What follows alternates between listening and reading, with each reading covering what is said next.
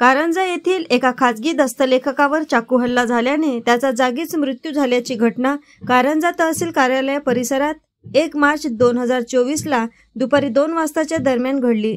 हरिश्चंद्र विलास मेश्राम वय वर्ष 38 असे मृत्यू पावलेल्या दस्तलेखकाचे नाव असून तो कारंजा तालुक्यातील मेहा येथील रहिवासी असल्याची माहिती पुढे आली आहे।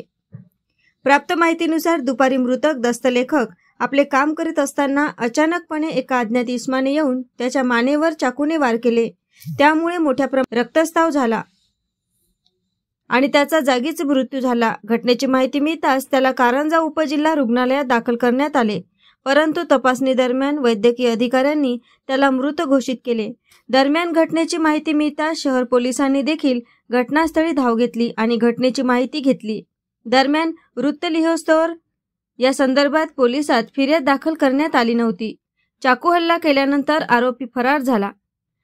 एएस न्यूज महाराष्ट्र करिता प्रतिनिधी दामोदर जोंधळेकर।